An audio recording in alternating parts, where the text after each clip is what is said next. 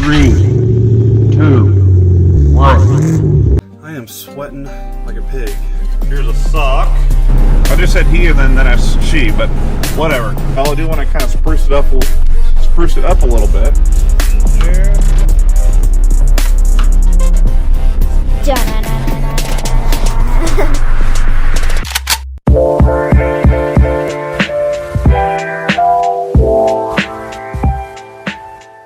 Well, today's video should be a fun one. Behind me here is my 2012 Camaro RS with the V6.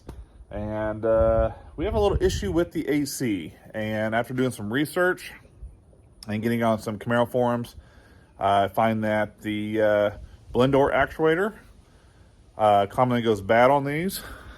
It's made out of cheap plastic, and what happens is they break, and then you have issues with your AC not working.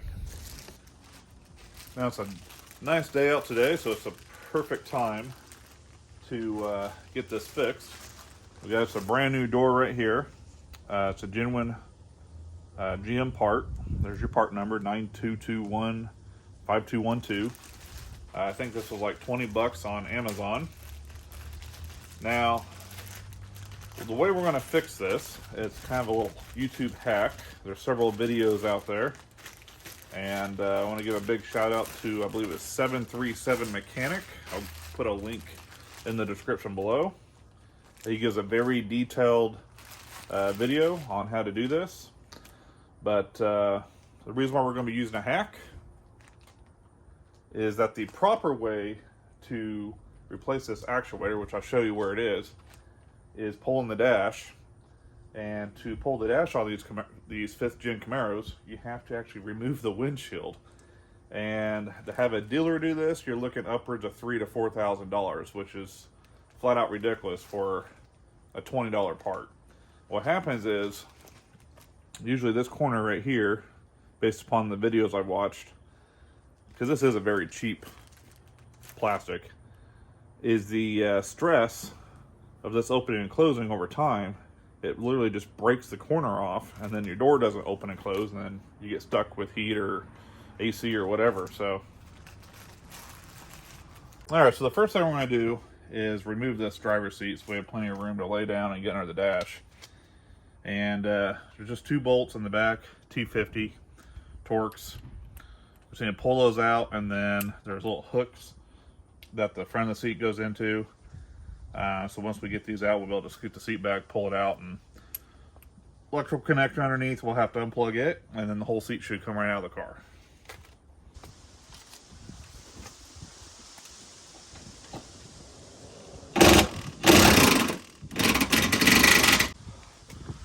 All right, go set this somewhere safe so I don't lose them.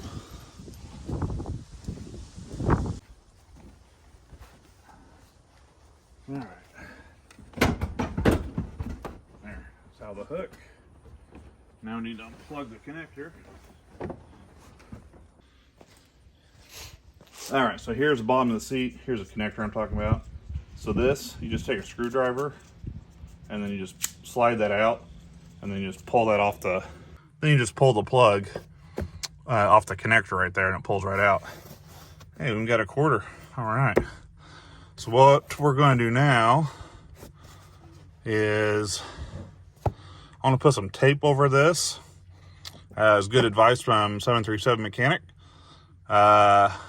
Just keep all the dirt and stuff out of that connector. Then I'm going to use these rugs. I'm just going to put these over the top. Keep me from, putting any pressure on that, so I don't want to break it. And then we'll get to work, get underneath there, and start tearing stuff apart. And see what we can find. All right, so here we are underneath the dash. Sorry if I'm loud, I'm right in the microphone, but here's our brake pedal and gas pedal. Can give you perspective of what we're looking at when we look up. So we need to remove this HVAC tube, and then we got to also remove the body control module, which is right there, which I think we do first, so we can get access to the bolts that hold in the tube. And then there is our motor for the actuator. And then Once we remove all these three things, then that'll give us better view of the housing, if you want to call it that we're going to be cutting into to get access to the little flap, the actuator itself. So, yeah, it's going to be fun. All right, so yeah, first thing first, let's go ahead and get this control module out of the way, which my memory serves me right by watching 737 Mechanic. Again, if you guys are doing this, go check him out, man. He's got some pretty good detail, a pretty good detailed video on how to do this, and I'm going to be basically mirroring, or try to mirror what he does.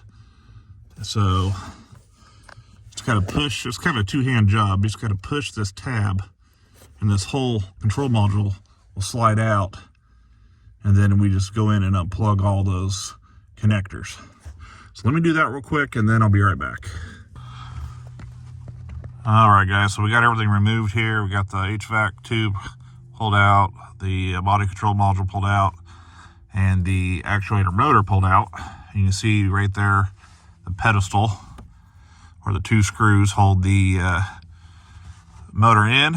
And then I went ahead and took a blue paint pen and just kind of drew an outline of where we're going to be cutting. And what we're going to use is a hot knife. Just like 737 Mechanic, we're going to use a hot knife and just carefully just go along that blue line right there, and then that should give us access to the flap. You gotta be real careful because the heater core is right over here inside the housing, so we gotta be real careful not to puncture it, or we're gonna be in deep doo-doo. But again, that's why we're going to use a hot knife and not a Dremel or anything else, so that we can hopefully carefully guide it along and get this done. So let me go ahead and get the hot knife, and we'll get it started. I'll try maybe to get a camera in here. Kind of hard to do because I got to do this left-handed, and hold a camera and hold the hot knife might be a challenge, but we'll see what happens. All right, maybe you can see what I'm doing. I don't know. It's a slow process here, but basically just taking the hot knife, just guiding it down. My outline here. And we'll just do this all the way around. So let me keep working on this, and I'll be back in just a second. Alrighty, so the hot knife worked pretty good, but we got it cut. Now we're just gonna take a couple screws out, one right there, the other one over there, and then probably get a screwdriver, kind of help pop that piece out we just cut, and then we should have access to our flap, which is right there through that hole. So let me go ahead and get those two screws out right there. All right, so after using a screwdriver, we got that little piece of plastic there that we just cut out. And you can see there's the heater core right there, so that's why I use the hot knife. Because you gotta be real careful. That heater core is just right on the other side of that plastic. So what we're gonna do now is see if we can find the flap.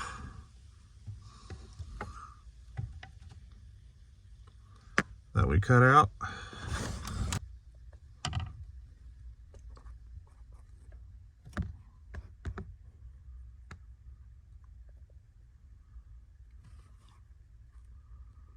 All right, guys, and there we get a good view. See the hole right there, kind of in the middle of the screen, is where the other side of this actuator flap goes in. Trying to find the broken piece. I don't see it anywhere. Of course, it's hard to get the lighting up there so I can even know what I'm looking at, but all right, and then And then no surprise, guys, here is our door. And yep, it's broke right there in the corner.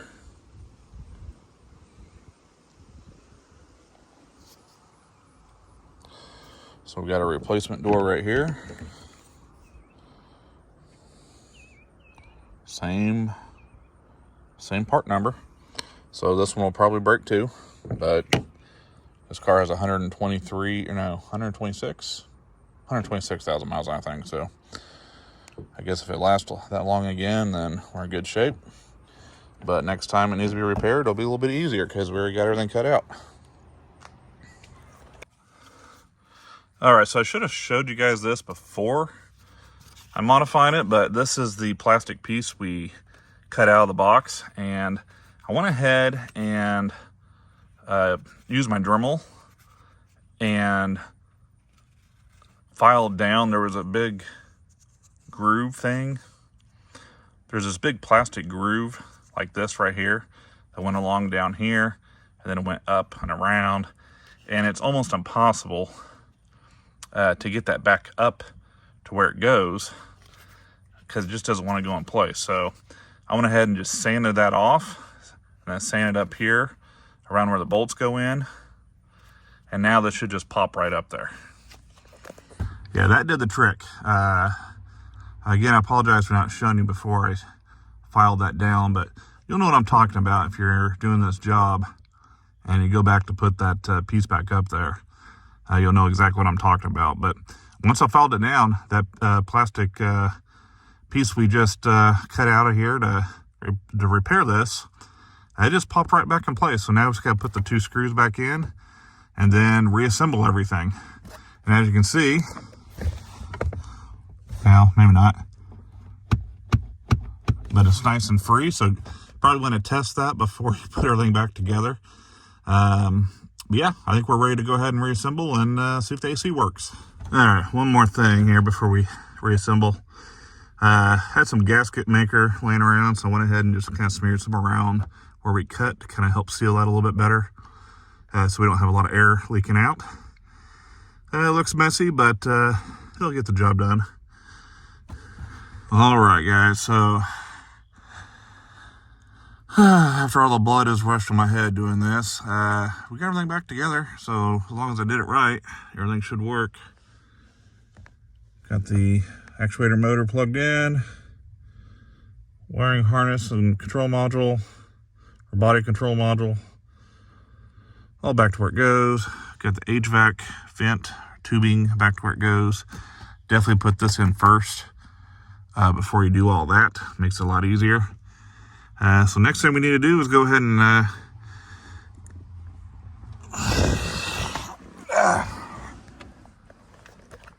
okay, so now we just need to calibrate everything. I'm gonna go ahead and clear the fault because we'll probably have some from disconnecting the body control module.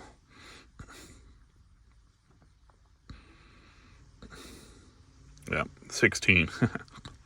Yeah, we'll clear everything here in just a minute. Of course, we'll have the safety restraint code because we don't have a driver's seat in the vehicle right now. So now we just need to go back, system select, body control module. Oh, where's the feature at? I know it's here. All right, I finally found it in my scan tool to learn the blend doors. So it says turn the key to the on position. All right, it is on, or it's in the on position. Oh yeah, I hear it moving.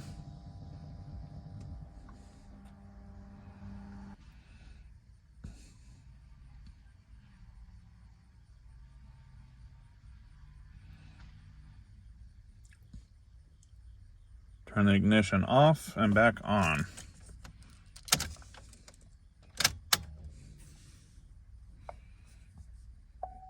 Clear DTCs.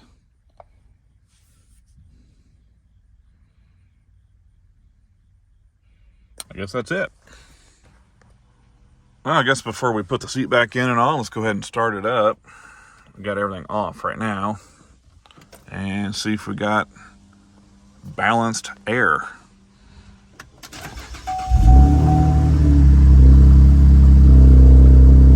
Of course, we don't have an exhaust on this yet.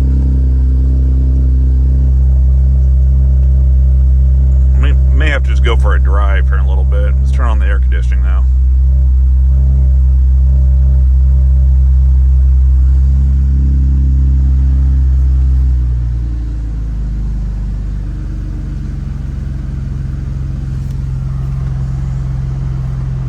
Oh yeah, it feels, I can already tell a difference. It is cold on both sides, guys. All right, I'm happy to report we have ice cold AC and heat on both sides of the car. So our little repair worked. Big shout out to 737 Mechanic. If you guys are doing this on your Camaro, go check them out, because I watch a lot of videos, and what I did pretty much mirrors what 737 Mechanic did. I will add, when you're putting that plastic piece back up, to grind down those edges, those little lips that stick up. When you get it off there, you know what I'm talking about. And again, I apologize for not showing that part, but other than that, pretty easy job. And if you have a friend that's not 6'2", maybe throw them a couple bucks and have them to do it for you, be a little bit easier. But I'm 6'2", and after getting the seat out, I was able to lay down and maneuver. But anyhow, I want to get home and finish this project up. We need to repaint the wheels, and we need to order a exhaust for it, because it is loud. Thanks for tuning in to Casey's Garage, and we'll catch you next time.